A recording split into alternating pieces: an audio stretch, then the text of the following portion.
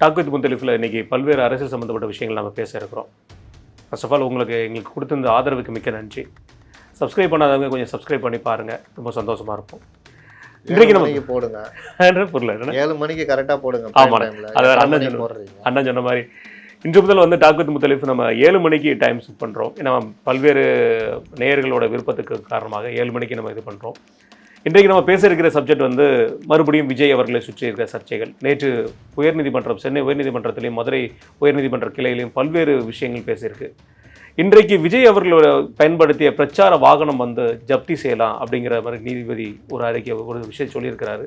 அதுக்குண்டான ஏற்பாடுகள் நடந்துட்டு இருப்பதா பரபரப்பாக செய்திகளை போயிட்டுருக்கு. நேற்று ராமநாதபுரத்தில் முதல்வர் அவர்கள் ஒரு குற்றச்சாட்டை எடப்பாடி அவர்கள் மீது சொல்லியிருக்காரு. அந்த குற்றச்சாட்டை பற்றி இந்த மாதிரி விவாதிக்க இருக்கிறோம்.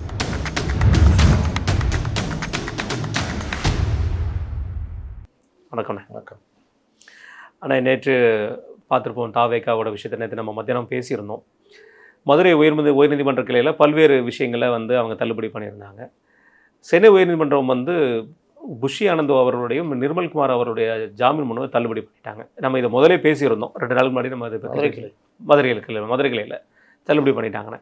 சென்னை உயர்நீதிமன்றத்தில் ஜட்ஜி அவர்கள் பல்வேறு குற்றச்சாட்டுகள் தாவேக்கா மீதும் கமெண்ட்ஸ் பல்வேறு கமெண்ட்ஸ் விஜய் அவர்கள் மீதும் பல்வேறு கமெண்ட்ஸை சொல்லியிருக்கிறாரு. அவர் பயன்படுத்தின பிரச்சார வாகனத்தை ஜப்தி பண்ணக்கூடாதா அப்படிங்கிற ஒரு கேள்வியும் கேட்டிருக்கிறாரு. எப்படி பார்க்குறீங்கண்ணே? நேற்று 3 விதமான வழக்குகள் வந்தது. ஒன்று சிபிஐ விசாரணைக்கு வர்ற மனு. சிபிஐ விசாரணை நீங்கள் தாவேக்கா கேட்கலாம், இல்லை பாதிக்கப்பட்டவங்க கேட்கலாம். கேட்டது 2 வழக்கறிஞர்கள், பொதுநல வழக்கு. அதே காரணமாக காமிச்சு உங்களுக்கும் இதுக்கு என்ன சம்மந்தம் இருக்குது, நீதிமன்றத்தை உங்களுடைய அரசியலுக்கு பயன்படுத்தாதீங்கன்ற மாதிரி சொல்லி தள்ளுபடி பண்ணிட்டாங்க. அதில் என்ஆர் இளங்கோ பேசும்பொழுது, விசாரணை ஆரம்ப கட்டத்தில் இருக்குது, அந்த ரத்த ஈரம் கூட காயில, அதுக்குள்ளேயே அந்த மாதிரி தூக்கிட்டு வர்றாங்கன்ற மாதிரி அவர்கள் பண்ணிட்டாங்க. இன்னொரு வழக்கு இவர்கள் இருவருடைய முன்ஜாமீன் மனு. அதில் ராகவாச்சாரின்னு சீனியர் கவுன்சில் அவர் வாதாடினார். அவர் பலமான வாதங்களை வைத்தார். இந்த வழக்குகளில் புஷியானதுக்கோ விஜய்க்கோ மற்றவர்களுக்கோ எந்தவித இன்டென்ஷன் கிடையாது, கொலை செய்யும் நோக்கம் அந்த மாதிரி எந்த இதுவும் கிடையாது, உயிரிழப்பு நடக்கும் அப்படின்ற மாதிரி அலட்சியமும் கிடையாது. ஆனாலும் இந்த விவகாரத்தில் போலீஸார் தகுந்த பாதுகாப்பு கொடுத்துருந்தாங்கன்னா இந்த உயிரிழப்பை தடுத்துருக்கலாம். இதற்கு காரணமாக்கி நம்ம மாவட்ட செயலாளர்கள் 2 கைது செய்யப்பட்டிருக்காங்க. அதற்கு பிறகும் மாநில நிர்வாகிகள் மேலே வழக்கு தொடுத்து அவர்களை கைது செய்ய போலீஸார் முயற்சிக்கிறது சரியில்லை. உதாரணமாக கன்னியாகுமரியில் ஒரு ஸ்டாம்பேட் நடக்குதுன்னா திமுக கூட்டத்தில் சென்னையில் இருக்கிற பொதுச் செயலாளர் மேலே வழக்கு போடுவீங்களா? இதே மாதிரி ஒரு ஸ்டாம்பேட் நடக்கும் பொழுது ஒரு கோயில் திருவிழாவில் பெரம்பலூரோ எங்கேயோ அதற்கான இவங்களை காரணமாக்க முடியாது அப்படின்னு உச்சநீதிமன்றமே ஜாமீன் கொடுத்துருக்கு. ஷாருக் கான் விவகாரத்தில் இதே மாதிரி நடந்திருக்குன்னு சில இதில் மேற்கோள் காட்டி அவர் வாதம் பண்ணார். எதிர் தரப்பில் இவர் நேரத்தை கடத்தி வந்தார், சொன்ன நேரத்தை தாண்டி வந்தார், 2வது இவர்கள் திட்டமிட்டே இந்த கூட்டத்தை கூடுற மாதிரி பண்ணாங்க. அதில் தானே எனக்கு ஒரு கேள்விண்ணே. இப்போது லைவ் நம்ம வீட்டிலேருந்து கிளம்பும் போதே லைவ் பண்ணுறோம். எல்லா மூத்த பத்திரிகையாளர்லாம் சொல்கிறாங்க 8:45 நாமக்கல்ல பேசுகிறேன்னு சொன்னாருங்க, 8:45 தான் அவர் வீட்டிலேருந்து கிளம்புறாருன்னு லைவ் போட்டுட்ருக்காங்க. தாவேக்கா சைட்லேருந்து ஒரு தவறு நடந்திருக்கு, 11 மணிக்கு அவர் பேசுகிறாரு கரூர்லன்னு சொல்லி சொன்னது தவறு நடந்திருக்குங்கிற கான்செப்ட். ஆனால் லைவில் இவர் இந்த இடத்துல இருக்கிற விஷயம் போலீஸ்க்கு தெரியும், உளவுத்துறைக்கு தெரியும், மக்களுக்குமே தெரிய வாய்ப்பு இருக்கும். அப்படி இருக்கும்போது எப்படி மக்கள் இவ்வளோ தூரத்துக்கு கூட்டத்தை சேர்றதுக்கு அனுமதிச்சாங்க போலீஸ்? அது போலீஸ் தரப்பில் சொல்கிறது. இங்கே சொன்னாங்கன்னு நினைக்கிறேன் சென்னையில். நாங்கள் இவருக்கு பர்மிஷன் கொடுத்தது 3 to 7 அப்படின்னா லாஸ்ட்டாக ஒரு 7 மணிக்கு 7:30 வரலான்னு வச்சுங்களேன். ஆனால் இவர்களுடைய அதிகாரப்பூர்வ பக்கத்தில் இவர்களுடைய பேட்டிகளில் மதியம் 12 மணிக்கு கரூர் வருவேன்னு இவர்கள் விளம்பரப்படுத்திட்டாங்க. ஆமாம், மக்கள் அதை நம்பிக்கிட்டு காலையில் 7 மணிலேருந்து தண்ணி சாப்பாடுன்னு கொண்டு நிறுத்திட்டாங்க. அதற்கு பிறகு நேரமாக இவர் கூட்டத்தை கூட்டிகிட்டு மொல்லமாக 7 மணிக்கு வர்றாரு. இதனால் இடையில் ஏற்பட்ட அந்த கூட்டங்கள் அதிகரித்தது, மக்கள் காலையிலேருந்தே காத்திருந்தது, சரியான தண்ணி சாப்பாடு எதுவும் இல்லாமல், காற்று வசதி எதுவுமே இல்லாமல் நெரிசல், இதனால் உயிரிழப்பு ஏற்பட்டது. அதுக்கு இவர் தான் முக்கிய காரணம் அப்படின்னு சொல்கிறாங்க. அது ஏற்றுக்கொள்ளக்கூடிய ஒன்று தான். நான் அடிக்கடி இவர்கள் மேலே குற்றச்சாட்டு வைப்பேன். என்னென்னா, நீங்கள் ரோட் ஷோ நடத்துகிறீங்க. இன்றைக்கி சொல்ல நான் கோயம்புத்தூரில் பூத் கமிட்டி கூட்டம் நடக்குது. இவர் விமான நிலையத்திலேருந்து இறங்கின உடனே ரோட் ஷோ பண்ணுறாங்க. அன்னைக்கு கோயம்புத்தூரை ஸ்தம்பிச்சு போச்சு. பக்கத்து மாவட்டத்திலலாம் ஆளுங்களை கொண்டு வந்து சேர்த்துட்டு புஷி ஆனந்த் என்ன பேசுகிறாருன்னா மேடையில், உட்கட்டமைப்புன்னு கேட்குறீங்களே, தலைவரை இட்டாந்து இட்டுன்னு போய் விட்றதே எவ்வளோ பெரிய இதுதான் உட்கட்டமைப்புன்றார். அப்போ அவருடைய உட்கட்டமைப்பு என்ன நினச்சிருக்காங்களா, பூத் கமிட்டி கூட்டத்தை அன்னைக்கு பூத் கமிட்டி கூட்டம் ஒன்றும் பெருசாக நடக்கல. சும்மா ஒரு அந்த இது பென் டிரைவ் அதுன்னு கொடுத்துட்டு ஆளாளுக்கு என்னென்னவோ ஒரு 2 நிமிஷம் 3 நிமிஷம், அது ஒரு அவர்களுக்கான ஒரு எஜுகேஷன் கொடுக்குற ஒரு மீட்டிங்காக அது நடக்கலை. அப்போ என்ன நடந்ததுன்னா, ரோட் ஷோ பார்த்தியா எங்களுக்கு வந்த கூட்டம் இந்த பெருமை பேசியிருந்தாங்க. அப்போல்லாம் என் போன்றோர் ட்விட்டர்லேயும் சரி பேட்டிகள்லேயும் சரி, இது இந்த மாதிரி பண்ணக்கூடாது, இது பொதுமக்களை பாதிக்கிறது, உங்ககிட்ட பேசுகிறதுக்கான சப்ஜெக்ட் இல்லை, எதை பண்ணணுமோ அதை பண்ணலை, அதை விட்டுட்டு இதை பண்ணிக்கிட்டு இருக்கிறீங்க, இதனால் பொதுமக்களுக்கு பாதிப்புன்றப்போ பயங்கரமாக வந்து திட்டுறது எல்லாம் பண்ணாங்க. இப்போ கூட பாருங்கள், நீதிபதியே திட்டிகிட்டு இருக்கிறாங்க. இவங்க லெவல் இவ்வளோ தான். நம்ம ஏதாவது சில உண்மைகளை போட்டாலும் அதுக்கு எதிராகவும் திட்டிகிட்டு இருப்பாங்க. அடுத்து இவர் மதுரைக்கு ஷூட்டிங் போகும்போது இந்த 41 பேர் இறந்த அன்னைக்கு கொடுத்தே ஆகணும், அப்போ தான் உங்கள் மான மரியாதை தப்புன்னு நம்மலாம் சொன்னால் பிறகும் உங்கள் மேலே பல பிரச்சனைகள் ஓரளவுக்கு சமன் செய்யப்படணும், நீங்கள் ஒரு பேட்டியை கொடுத்துட்டு போங்கன்னு சொன்னப்போ கொடுக்காத ஆளுங்க மதுரைக்கு போகிறதுக்கு முன்னாடி சென்னை ஏர்போர்ட்டில் பத்திரிகையாளர்களை கூப்பிட்டு நான் மதுரைக்கு போகிறேன் யாரும் வராதிங்கன்ட்டு ஷூட்டிங் போகிறேன் சொன்னாரா இல்லையா? ஆமாம். அப்போ அதோடைய பின்னணி என்ன? வாங்கன்னு அர்த்தம். இதை நான் அன்றைக்கே சுட்டி காமிச்சேன்.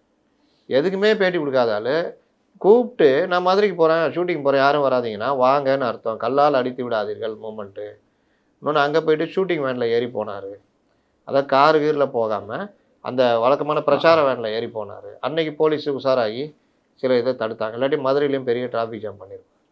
அப்போ இதுக்கு முன்னாடி ஷூட்டிங் போனப்போ இப்படி தான் சொல்லிட்டு போனீங்களா, இல்லை இதே மாதிரி பிரச்சார வாகனத்தில் போனீங்களா? அப்போ இவங்க நோக்கம் ரோட் ஷோ நடத்தி அதன் மூலிமா எனக்கு எவ்வளோ கும்பல் வருது மாதிரி காமிச்சு மக்களுக்கு பிரச்சனை உண்டாக்குறத தவிர கூட்டம் நடத்துகிற ஐடியாவே இவங்களுக்கு இல்லைன்னு.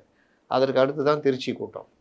திருச்சி இந்த மரக்கடை இதுக்கு வரத்துக்கு இவர் ஏர்போர்ட்டில் இருந்த ஆளுங்களை திரட்டிக்கிட்டு, அதான் வழிநடுக ஆள் இல்லை, ஒரு 10,000 பேர்கிட்ட திரட்டிக்கிட்டு அவங்கள அப்படியே கூட்டு வர்றாரு. ஒரு மாப்பிள்ளை மாதிரி கூட்டு வர்றாரு. அதனால என்ன ஆயிடுச்சுன்னா 4 மணி நேரம் 5 மணி நேரம் திருச்சியை டிராஃபிக் ஜாம் ஆகி, ஹைவேஸில் டிராஃபிக் ஜாம் ஆகி, அதனுடைய விளைவு பலர் ஃப்ளைட்டை மிஸ் பண்ணாங்க, ஃப்ளைட்லேருந்து வந்து இறங்கினவங்க ஊருக்கு போக முடியல, எல்லாம் பல பிரச்சனைகள், எல்லோருடைய வேலையும் கெட்டு போச்சு. இவர் காலையில் 10 மணிக்கு வர வேண்டிய இடத்துக்கு 3 மணி 4 மணிக்கு வந்தார். 8 நிமிஷம் 10 நிமிஷம் பேசுகிறேன், பேச்சில் சுகம் இல்லை. அப்போ என் போன்றவர்கள் இதை தான் குறிப்பிட்டு பேசணும். நான் திரும்ப சொல்லியிருந்தது, இந்த ரோட் ஷோ நடத்துகிறீங்க, இது மக்களுக்கு பாதிப்பு, இது பெரிய பிரச்சனையில் போய் முடியும், இந்த மாதிரி கூட்டத்தில் மக்களை கொண்டு வந்து சேர்க்கறது இதுன்னு. நான் இன்னொரு விஷயத்தையும் திரும்ப இவர்கள் மேலே வலியுறுத்திட்டு வந்தேன். என்னன்னா, தொண்டர்களை பற்றி கவலையே படாத தலைமைனா தாவேகா தான். ஏன்னா எங்கே உயிரிழந்தாலும் அவர்களுக்கு அஞ்சலி செலுத்துறது கிடையாது. முதல் கூட்டம் விக்கிரவாண்டி கூட்டம் முடிஞ்ச உடனே நான் சொன்னேன், எல்லாம் ஓகே, உங்கள் மாவட்ட செயலர் 2 பேர் வரும்போதே விபத்தில் சிக்கி செத்து போயிட்டான். புதுக்கோட்டைன்னு நினைக்கிறேன், சீனிவாசனும் யாரோ. திருச்சியில் ஒரு பையனும் இறந்தது. அதுக்கப்புறம் வேறு ஏதோ 3 மரணம்னு நினைக்கிறேன். அதுக்கு மேடையில் முதல்ல அஞ்சலி செலுத்தியிருக்கணும், பண்ணலை. அதுக்கு பிறகு அஞ்சலி தீர்மானம் வரல. அதுக்கு வந்து உள்ளே வந்து திட்டினாங்க, நீ வந்து உன் இஷ்டத்துக்கு பேசுகிற அப்படி இப்படின்னு. கூட்டத்தில் வந்து முறையாக ஏற்பாடு பண்ணல, மேற்கூரை போடணும், அப்போ தான் வெயிலில் இவன் வாடாமல் இருப்பான், இல்லை டீஹைட்ரேஷன், அதுலேயே செத்து போயிருப்பாங்க பலர், தப்பிச்சிட்டாங்க அவங்க. இந்த விபத்தில் தான் இருந்தாங்க. அப்போவும் உயிரிழந்தவர்களுக்கு கட்சி சார்பாக ஏதாவது நிதி உதவி எதுவுமே பண்ணலை, கண்டுக்கவே இல்லை. செத்தது மாவட்ட செயலாளர். அடுத்த கூட்டத்தில் கூட ஒரு படத்திறப்பு அஞ்சலி எதுவுமே கிடையாது. முடிஞ்சிச்சா? அப்போவே நான் இவங்களை வந்து விமர்சிக்கிறேன், இது ஒரு கட்சியாக, இது இவர்களுக்கு ஒரு கட்சி எப்படி நடத்துறதுன்னு தெரில, இன்னொன்று கொஞ்சம் கூட பாசம் இல்லை இந்த தொண்டர்கள் மேலே அப்படின்னு. அடுத்து இவர்கள் இந்த மாதிரி நடத்திக்கிட்டே வரும்பொழுது மதுரை மாநாடியும் சேம் இதே மாதிரி நடத்துனாங்க. மேற்கூரை போடலை. ராம்ப் வாக்கு சினிமாக்கார மாதிரி ராம்ப் வாக்கு வைக்க தெரியுது, மேற்கூரை படத்தில் சினிமாக்கார மாதிரி நீ ராம்ப் வாக்கு போகிறீங்க, வர்றவனெல்லாம் பவுன்ஸை தூக்கி அடிக்கிறான், அது ஒரு வழக்காக அவங்க மேலே பதியுது. அப்போ எந்த விஷயத்தை எப்படி எடுக்கணும்? கொடிக்கம்பம் பாருங்கள், கொடிக்கம்பத்தை தூக்கி நிறுத்திட்டு ஆக்சுவலாக அது எப்படி வேணால் சாயும், 2 சைடு போட்டு இழுத்து நிறுத்தினீங்கன்னா இதாகும். ஆமாம், ஒரு சைடு மட்டும் கிரைன் இழுத்தா கிரைன் சைடு சாஞ்சு யார் தட்டுக்கிறது? இந்த அடிப்படை அறிவு கூட இல்லாமல் எனக்கு என்னென்னு ஏற்பாடு பண்ணி நிறுத்திட்டாங்க. அது நின்றுக்கிட்டு இருக்கு ரொம்ப நேரம். இவர் கீழே உட்காந்து பூஜை பண்ணுகிறார். அரை மணி நேரம் 3/4 மணி நேரம் வேஸ்ட் பண்ணிட்டு இவர் போன பிறகு 3 போல்டு போட்டிருப்பாங்க, காற்றுல அது சாஞ்சிச்சு. நல்ல வேலை பக்கத்தில் இருக்க கார் மேலே விழுந்துருந்தா 4 பேர் செத்துருப்பாங்க. ஆனால் காருக்குள்ளே 4-5 பேர் இருந்தாங்க. கண்டிப்பாக. உங்கள் லக்கு இதாகிடுச்சு. அப்போவாது அறிவு வரணுமா வேணாவா? அந்த இதில் வந்தால் ஒரு 2 பேர் ஹார்ட் அட்டாக்ல இறந்து போனாங்க. கூட்ட நெரிசல் தான். அன்னைக்கும் நீங்கள் அதை பற்றி கவலைப்படல, இரங்கல் தெரிவிக்கல, அவர்களுக்கு எதுவும் பண்ணல. நடுவில் சஜி இறந்து போனார். மாவட்ட செயலாளர், கட்சிக்காக இது பண்ணவர், மன்றத்துக்காக 25 வருஷம் ஒர்க் பண்ணவர், கேரளா, நெல்லை இதெல்லாம். கட்சிக்காக மாவட்டத்தெல்லாம் விடுங்களே, தனிப்பட்ட முறையில் விஜய்க்காகவே உழைச்சவர். அதான் உண்மையான விஷயம் என்ன, திருநெல்வேலி அந்த தென்காசி சரௌண்டிங்கில் அவ்வளோ பெரிய நற்பணி மன்றத்தை உருவாக்கினதே அவர் தான். அவருடைய மரமில் வச்சிருக்காருன்னு நினைக்கிறேன். எல்லாம் தொழிலும் போச்சு, எல்லாமே போச்சு. அவர் அவ்வளோ இதானவர் இங்கே இறந்து போகிறாரு. விஜய் போய் பார்க்கல, அங்கே புஷியை மட்டும் அனுப்புகிறாரு. அதற்கு பிறகாவது விஜய் போய் பார்த்தாருன்னா அதெல்லாம் போனால் ஸ்தம்பிச்சிடும். அப்போ இவன் வீட்டுக்கு மட்டும் போக தெரிஞ்சது, நம்ம அஜித்குமார் வீட்டுக்கு போக தெரிஞ்சது, பல இடங்களுக்கு போக தெரிஞ்சு, சொந்த கட்சிக்காரன் இதுக்கு போக தெரில. சரி ரைட்டு, நீங்கள் போக முடியல. அதற்கு அடுத்து உடனேயே ஒரு கூட்டம் நடந்தது, பூத் கமிட்டி கூட்டமே தான் நடந்தது. அந்த கூட்டத்துக்கு ஃபேமிலியை வர வச்சு படத்திறப்பு நடத்தி அந்த ஃபேமிலிக்கு ஒரு 20 லட்சமோ 30 லட்சமோ கொடுத்து அந்த குழந்தைய கல்வி செலவெல்லாம் ஏற்றுக்கணும்னா நிர்வாகிகளுக்கு ஒரு மன சந்தோஷம் வரும். கட்சி நம்மளை கைவிடலாடாங்க. எதாவது பண்ணீங்களா? கொஞ்சம் கண்டுக்கவே இல்லைங்க. அப்படி ஒரு மனுஷன் இருக்கா தெரில. மதுரை மாநாடு நடத்துறீங்க. நான் இதெல்லாம் நான் இப்போ கேட்கல, நான் பல தடவை கேட்டுக்கிட்டு இருக்கிறேன். மதுரை மாநாட்டில் சஜ்ஜி அரங்கம் பொதுவாக அப்படி எல்லா கட்சியும் பண்ணலை. அப்போ இந்த மாதிரிலாம் இருக்கிற ஆட்கள் தான் எனக்கு என்னன்னு கவலைப்படாமல் வந்து இப்போ 41 பேர் இறந்து போனாங்க. இவ்வளோ விஷயத்துக்கும் அடிப்படை காரணம் இவருடைய அலட்சியம், திமிரு, அனுபவமின்மை. இதற்கு வழக்கு போட்டாங்க, இது பண்ணிட்டாங்க. இதுக்கு இவர்கள் அதுக்கு பிறகு இவருடைய அனுபவமின்மை என்ன, ஓடி போகிறாரு. ஓடி போய் வீட்டுக்குள்ளே பூந்துக்கிறாரு. மற்ற நிர்வாகிகள் செதறாங்க. அப்போ நீங்கள் ஒரு அரசியல் கட்சி நடத்துறதுக்கு இதுவே இல்லை. இந்த படத்தில் இவர் ஓடுவார், சங்கத்தை கலைஞடான்னு ஓடுவார். அந்த மாதிரி தான் நடந்து போச்சு. ஒருவேளை அன்னைக்கு விஜய் இந்த ஆஸ்பத்திரியில் இருந்ததுன்னா முதல்வர் கூட போயிருக்க வாய்ப்பு இருக்கா? இல்லைன்னா வாய்ப்பு இருக்காது. அந்த இடமே வேற மாதிரி ஸ்கோர் பண்ணியிருப்பாப்புல. நீங்கள் ஏதாவது கலாட்டா ஆயிருக்கும். ஆனாலும் விஜய் வந்து தாக்க முயற்சி பண்ணாலும் அது விஜய்க்கு தான் அட்வான்டேஜ் ஆயிருக்கும். சரிங்க, அது கூட விடுங்க. நான் அவர் சொல்கிறாரு, நான் அந்த இடத்துலையும் ஒரு நெரிசலை ஏதோ உருவாக்கி நடக்கும், அது கூட நடக்கும், போயிட்டேன்னு பேட்டி கொடுத்துட்டு போக வேண்டியதானுங்க. பேச அந்த மக்களுக்கு இதுக்கு சரி. மறுநாள் காலையிலையாவது 41 பேர் 39 பேர், மறுநாள் மத்தியானம் தான் இன்னும் 2 பேர் இறக்குறாங்க. ஒரு அவங்க குடும்பத்துக்கு தனிப்பட்ட முறையில் மன்னிப்பு கேட்டு இரங்கல் தெரிவித்து அவர்கள் படத்தை அங்கேயே வச்சு ஒரு மாலை போட்டு எதாவது பண்ணோம். மாவட்ட செயலாளர்லாம் வர வச்சு ஒரு ஆலோசனை கூட்டம், இந்த மாதிரி ஏதாவது பண்ணியிருந்தீங்கன்னா புஷி ஆனந்து கூட இருக்கணும், எல்லா நிர்வாகிகளும் ஒன்றா இருக்கணும். நீங்கள் ஒற்றுமையாக இருக்க மாதிரி காமிச்சா தான் போலீஸும் இது யோசிக்கும். மாவட்ட செயலாளர் கூட்டம் மாவட்ட செயலாளர் கூட்டிக்கிறாங்க. பார்த்தீங்களா, எல்லாருமே மண்டபத்தில் உட்காந்து இவர் என்னமோ அந்த ஒரு இப்போ போட்டிருக்காங்க பாருங்க, வடிவேலு ஓடி ஓடி ஒளிவான், மலை கோகக்குள்ளெல்லாம் ஒளிவான், அந்த மாதிரி இவர் ஓடி ஓடி ஒளிஞ்சு இப்போ ஒளிஞ்சிக்கிட்டு இருக்காரு. நான் சும்மா சொன்னேங்க வீரப்பங்காட்டுக்குள்ளே பதுங்கியிருக்காருன்னு. அதை ஒரு பத்திரிகையாளர் ரொம்ப சீரியஸாக பேசியிருக்காப்புல. நானும் பதுங்கியிருக்காருன்னு. என்னங்க இது, சந்திரகாட்டுக்குள்ளே பதுங்கியிருக்கு. நான் சும்மா ஜோக்கு சொன்னேன். 2-3 மிலிட்ரி ட்ரெஸ்ஸு, 2 பூட்டு, ஒரு டம்மி துப்பாக்கி 2 வாங்கினு இவரும் ஜான் ஆரோக்கியசாமி போய் பதுங்கிட்டாங்கன்னு. இது நீங்கள் இந்த மாதிரிலாம் நடந்தால் உங்கள் மேலே எப்படி இது வரும்? ஆனால் இவங்களுக்கு பாருங்கள், அதெல்லாம் மீறி ஜனங்க வந்து எப்படி பார்க்குறாங்கன்னா அது காரணம் திமுக தான். திமுக இறங்கி எதிர்ப்பு தெரிவிக்கனா ஜனங்க நம்பவே மாட்டாங்க. ஏன்னா இது எம்ஜிஆர் காலத்துலேருந்து இருக்கு. நீ சொல்கிறியா, அவன் அப்போ நல்லவனாக தான் இருப்பான், இப்படி தான் பார்த்துறாங்க. அதனால் இவங்க என்ன அடித்தாலும் ஜனங்க மத்தியில் விஜய் மேலே ஒரு இது வெறுப்பு வரல. ஆனால் இவர்கள் அடித்த அடி என்ன ஆயிடுச்சுன்னா வேறு மாதிரி போய் அவர் என்டிஏ போகிற அளவு போயிடுச்சு. இப்போ கோர்ட்டுக்கு வருவோம். இதெல்லாம் வந்து தான் இன்றைக்கி நேற்று வைக்கிறாங்க. இது எல்லாமே நீதிமன்றமும் சேம் இதே மேட்டரை சுட்டி காமி, நீ என்ன தலைவர் ஆபத்து வரும்போது விட்டுட்டு ஓடுறிய அப்படின்னு கேட்குறாங்க. அந்த மாதிரி விஷயங்கள்லாம் கமெண்ட்ஸாக வருது. அந்த வாகனத்தை ஏன் சீஸ் பண்ணல, ஹிட் அண்ட் ரன் போட்டு பண்ணியிருக்கலாமே அப்படின்றாரு. நான் ஒரு படி மேலே போய் சொல்கிறேன், அந்த இடத்துல நெரிசல் நடந்து விபத்து நடந்த இடத்துல இந்த வாகனம் தான் பயன்படுத்தப்பட்டது. இந்த வாகனம் வந்த பிறகு தான் நெரிசல் ஆகுது. அதை வச்சே இவங்க வந்து வாகனத்தை அப்போவே பறிமுதல் பண்ணியிருக்கலாம். அப்படி பண்ணியிருந்தா வழக்கு முடிகிற வரைக்கும் வாகனம் ரிலீஸ் ஆகிருக்காது. ஆனால் இப்போ ஹிட் அண்ட் ரன்னில் போட்டு பண்ணாங்கன்னா ஒரு கிளைம் பண்ணி வாங்கிடலாம், கோர்ட்டில் கிளைம் பண்ணி வண்டியை வாங்கிடலாம். ஹிட் அண்ட் ரன்னில் யாருமே அடிப்படலைங்க, யாரும் கம்ப்ளைண்ட்டும் பண்ணல, அதனால் இது வந்து பறிமுதல் செய்யல, அர்த்தம் இல்லைன்னு போட்டு வாங்கிடலாம். அப்போ போலீஸார் பறிமுதல் பண்ண போகிறேன்றாங்க, பண்ணுவாங்களா என்னன்னு தெரியல. அப்போ இது ஒன்று. இன்னொன்று, நீதிபதி சொன்னது ஏன் இது காரணமான விஜயை ஏன் நீங்கள் இதில் சேர்க்கலை, ஏன் நடவடிக்கை எடுக்கலன்னு. அரசியல் ரீதியாக பார்த்தாலே விஜயை சேர்த்தாலே பெரிய பிரச்சனை ஆகிடும். இவ்வளோ அடித்தாலே இதாகல. அப்போ விஜயை கைது பண்ணுவாங்க. இன்றைக்கி பத்திரிகைலாம் எழுதுறாங்க, விஜயை கைது பண்ணுறது யோசிக்கிறாங்க. அதுன்னு எதுவுமே நடக்காது. விஜய் வழக்கில் சேர்க்கலாம். அண்ட் அதர்ஸ் போட்டிருக்காங்க, அதில் விஜய் பேர் சேர்க்கலாம். ஏன்ப்பா அதை ஒரிஜினல் பேர் சேர்த்துருக்காங்களா அண்ட் அதர்ஸில், அந்த மாதிரி சேர்க்கலாம். அது வந்து அரசியல் கட்சி தலைவர்களுக்கு வாழ்க்கையில் நேற்று சீமான் சொல்கிறார்ல, எனக்கு எவ்வளோ வழக்கு இருக்குது, எவ்வளோ ஸ்டேஷன் 300 வழக்கிட்ட இருக்குது.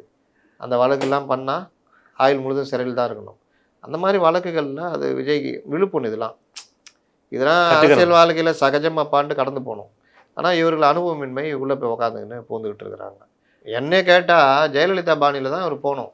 ஒரு கிரவுண்டை தேர்ந்தெடுக்கணும், அங்கே மக்களை வர வைக்கணும், பக்கத்துலேயே ஹெலிபேட் வச்சு இறங்கி போய் பேசிட்டு போயின்னே இருக்கணும். அந்த மாதிரி ஒவ்வொரு தொகுதிக்கும் ஒரு கிரவுண்டுன்னா அழகாக ஈஸியாக பிரச்சனை எல்லாம் போய்கிட்டே இருக்கலாம். போலீஸ் பர்மிஷன் கொடுக்கலாம் கூட நீ கோர்ட்டுக்கு போகலாம். நான் ஒன்றும் ஹைவேஸ்லையோ இதுலேயே பண்ணலங்க. இது அட்டர் ஃபெயிலியருங்க. இது எனக்கு என்னென்னு 2 சைடும் நீதிமன்றம் நான் இவங்களும் கேட்டிருக்கேன். நான் சொல்லிகிட்டே இருந்தேன்னா இவர்கள் ஏறி ஏறி விஜய் அடிக்கிறாங்க, விஜய் மட்டுமே காரணன்ற மாதிரி கருத்தை உருவாக்குறாங்க. ஆனால் நீதிமன்றம் அப்படி விடாது. நீங்கள் என்ன பண்ணணும்னு கேட்கணும். நேற்று லைட்டாக கேட்டிருக்குது. இவங்க உச்சநீதிமன்றம் போனாங்கன்னா லைட்டாக கேட்பாங்க. இப்போ நான் சொல்கிறேன், சிபிஐ விசாரணை எல்லாம் தள்ளுபடி ஆயிடுச்சு. இப்போ தாவேகா எஸ்ஐடி போட்டிருக்காங்க. எஸ்ஐடி நேற்று போட்டாங்க, எஸ்ஐடி போட்டிருக்காங்க, ஒரு நபர் ஆணையம் போட்டிருக்காங்க. ஒரு நபர் ஆணையம் போட்டு அது விசாரணையை தொடங்குறதுக்கு முன்னாடியே அரசே அதிகாரிகளை வைத்து எங்கள் மீது மட்டுமே குற்றம்ன்ற மாதிரி பேட்டி கொடுக்க வைக்கிறாங்க. ஆதாரங்களை மெயின் ஸ்ட்ரீம் மீடியாக்களில் வச்சு ஒரு பெரிய பிரச்சாரத்தை பண்ணுறாங்க. இதன் மூலியமாக ஒரு நபர் ஆணையம் எந்த பாதையில் அந்த விசாரணை போகுன்றது தெளிவாக தெரியுது. அரசே ஒரு கருத்தை உருவாக்குது, தீர்ப்பையும் அவர்களே சொல்லுகிறார்கள். அதனால் ஒரு நபர் விசாரணை எனக்கு எப்படி இதாகும். 2வது, ஒரு நபர் கமிஷனில் உட்கார்ந்த உயர் அதிகாரி கீழே தான் எஸ்ஐடி உடைய ஐஜி வராரு. அதனால் அவரும் உட்காந்து தீர்ப்பை சொன்னா பிறகு எஸ்ஐடியுடைய பாதை விசாரணை இது எப்படி போகும். அதனால் எங்களுக்கு சிபிஐ விசாரணை கேட்கணும்னு கொண்டு போனாங்கன்னா உச்சநீதிமன்றம் சிந்திக்கும், ஒருவேளை இது கரெக்டான பாயிண்ட்டுன்னு. இல்லை முடியாது, நீங்கள் அவங்களுக்கு நம்பிக்கை வச்சு தான் ஆகணும்னா அப்போ ஒரு நீதிமன்றத்தினுடைய நீதிபதியாவது நீங்கள் பொதுவாக நியமிங்க அப்படின்னு கேட்கலாம். அதே மாதிரி நீங்கள் வந்து எஸ்ஐடியுடைய விசாரணையை மேற்பார்வை நீங்களோ உயர்நீதிமன்றமோ பார்க்கணும் அப்படின்ற மாதிரி கேட்கணும். இது எல்லாமே வந்து இவர்கள் சைடு. ஏன்னா இவர்கள் தான் மேதாவிகளாச்சே, எல்லாம் இருக்கிற போதே வேலை செய்ய மாட்டாங்க, ஒன்றும் தெரியாது. இப்போ எல்லாம் தெரிச்சு ஓடிக்கிறாங்க. இப்போ யார் என்ன பாருங்கள், ஒரு 2 வக்கீலை போட்டிருக்காங்க. ஒருத்தர் அவரே பேசி அவரே தீர்ப்பு கொடுக்குறாரு. சரி, அந்த வக்கீல் கத்தியால் குத்துனாங்க அது இதுன்னு அந்த மீடியாவில் போய் உட்காந்துக்கிட்டு அந்த நெறியாளர் மடக்கிறாரு. இவருக்கு ஒன்றுமே சொல்ல தரல. ஓபிஎஸை பற்றி கேளுங்க நான் சொல்கிறேன்றார். ஓபிஎஸை பற்றி இன்றைக்கி நான் பெரிய இதுவாக அவர் அப்போ தெரியுதா ஒரு நாள் லெவல் என்னான்னு. இன்னொருத்தர் என்ன பேசணும்னு தெரியல, அவர் அதை ஏதோ பேசிகிட்டு இருக்கு. அவரையும் கீழே தள்ளி விட்டாங்க. நெரிசல் எப்படி இருக்குன்னு அவர் காமிச்சிட்டாங்க. நேற்று மெர்சல் ஆகிட்டார். நெரிசலை பார்த்து மெர்சல் ஆகிட்டார். அப்போ அவர் வந்து லெவல் அவ்வளோதான் அப்படின்றது. இங்கே சென்னையில் நடந்த அந்த இதில் வந்து பொதுநல வழக்குன்றதுனால விஜய் வக்கீல்கள் யாருமே இல்லை. இவர்கள் தரப்பு நியாயத்தை சொல்ல கூட வாய்ப்பு இல்லாமல் போச்சு. இதுதான் இந்த விவகாரத்தில் நடக்கிறது. உச்சநீதிமன்றம் போவதாக கேள்விப்பட்டேன். புஷி ஆனந்துக்கும் நிர்மல்குமாருக்கும் முன்ஜாமீனுக்கும் இதுக்கும். ஒருவேளை ஆதவும் கூட போகலாம். ஆதவ் அங்கே டைரெக்டாக போயிட முடியாது, இங்கே போயிட்டு தான் போக முடியும். இல்லைன்னா இதில் ஒரு விஷயம் என்னென்னா, முன்ஜாமீன் மனு தாக்கல் பண்ணுறதுங்கிறதே வந்து ஒரு நமக்கு ஒரு கைதுக்கு வாய்ப்பு இருக்குது அப்படிங்கிற காரணத்துக்காக தாக்கல் பண்ணுறாங்க. அந்த இடத்துல ரிஜெக்ட் பண்ணிட்டாலே ஜட்ஜ் மறைமுகமாக அவங்களை அரெஸ்ட் பண்ணுங்கன்னு சொல்கிறது தானே சட்டம். ஆமாம். அப்போ வந்து அடுத்த கட்ட நடவடிக்கையை வந்து காவல்துறை வந்து செய்ய ஆரம்பிச்சுருவாங்க இல்லையா? அது இவங்களா இப்போ வழி கொடுத்த மாதிரி ஆயிடுது. அரசியல் ரீதியாகவும் நீங்கள் முன்ஜாமீன் போகக்கூடாது. கிரைம் கிரிமினல் கேஸு அப்படின்னா போகலாம். இது அரசியல் ரீதியான ஒரு இது. நான் எங்கெங்கே போனேன், இந்த பாருங்க மாவட்ட செயலர் கூட்டம் நடத்தின்னு இருக்கேன். இந்த பாருங்க அஞ்சலி கூட்டம் 41 பேருக்கு நடத்தின்னு இருக்கோம். எங்கள் மாநில நிர்வாகிகள்லாம் அங்கே ஹாஸ்பிட்டலில் நிவாரண பணியில் ஈடுபட்டுக்கிட்டு இருக்கிறாங்க. இந்த தலைவரை போய் பார்த்துட்டு வந்தேன். நாளைக்கு தலைவரை வச்சு ஒரு மாநில நிர்வாகிகள் கூட்டம் போட போகிறோம். நாங்கள் எங்கே போனோம், இங்கே தான் இருக்கிறோம். கைது பண்ணால் நாங்கள் சந்திக்க தயாராக இருக்கோங்க. அரசியல்னுட்டு அதெல்லாம் எங்களுக்கு ஒரு இதுவே கிடையாதுன்னு சொன்னீங்கன்னா நீங்கள் வீரன். இப்போ விஜய் சொன்னார்ல, என் நடவடிக்கை எடுக்கணும், எம்எல்ஏ எடுங்க, நான் இங்கே தான் இருக்கிறேன், என் தொண்டர்களை டச் பண்ணாதீங்கன்னாரு. அது நாளைக்கு விஜய்க்கு ப்ளஸ்ஸு. இன்றைக்கி இவர்கள் உட்காந்துக்கிட்டு சிஎம்கே சவால் வரும். ஏன்னா சவாலோடு தான் கட்சி ஆரம்பிச்சுக்கிறாரு. ஆமாம், ஏன்னா ஐயா கைது பண்ணாதீங்க ஐயான்னு சொல்கிறதுக்கு ஆரம்பிச்சுக்கிறாரு. அப்போ இதே அப்படி சொன்னா சொல்லுவோம், பார்த்தியா கெஞ்சிரான்னு. அதனால் அவர் நிற்கிறாரு. நீங்கள் ஓடி ஒளிறீங்களா? இப்போ விஜய் இதை புரிஞ்சுக்கணும். ஓடி ஒளிகிறவர்களையும் ஒளிஞ்சு போகிறவங்களையும் நீங்கள் நிர்வாகிகளை போட்டால் அப்போ திறமை இல்லாதவர்கள் தான் நீங்கள் நியமிச்சுட்டு அர்த்தம். இன்னொன்று புஷியால் என்ன நஷ்டம், யாருமே இந்த கட்சிக்குள்ளே வரல. இன்றைக்கி KS ராதாகிருஷ்ணன் இருக்கார், அவருக்கு இந்த சட்ட நுணுக்கங்கள் தெரியும், டெல்லியில் கோர்ட்டில் எப்படி போகணும்னு தெரியும், இந்த விவகாரத்தில் எப்படி வழக்கை கொண்டு போகலான்னு தெரியும். இப்போ நான் சொன்னேன்ல, ஒரே நேரத்தில் எஸ்ஐடியும் ஒரு நபர் ஆணையத்தையும் எதிர்த்தே சிபிஐ விசாரணை கேட்டு போகலாம். ஆந்திராவில் இருக்க பவன் கல்யாண் இவருக்கு இது பண்ணி கைடு கேட்குறாரு, கேட்குறாரு. இங்கே இவர் பொலிட்டிக்கலாக பல இடர்பால பார்த்தவர். கலைஞர் கைது நேரத்தில் கலைஞர் கைது கேசட்டை தூக்கிட்டு வந்து சன் டிவியில் கொடுத்த நடராஜில்.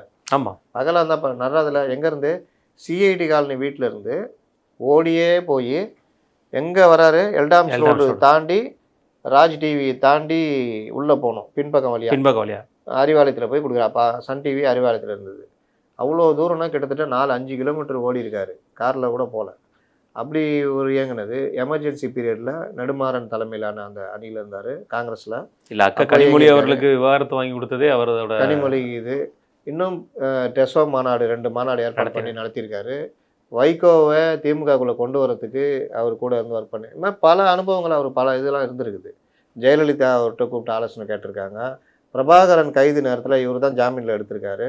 பிரபாகரனை எம்ஜிஆர்கிட்ட கூட்டிகிட்டு போனது இவர் தான். கட்சி அறிமுகம் கூட பிரபாகரனை கலைஞருக்கு அறிமுகப்படுத்தி வச்சது இவர் தான். இன்றைக்கும் விடுதலை புலிகளை ஆதரித்து பேசிக்கிட்டு இருக்காரு. அந்த மாதிரி பேசுறது சிக்கல்னு தெரிஞ்சும் பலரில் இவர் ஒரு ஆள்.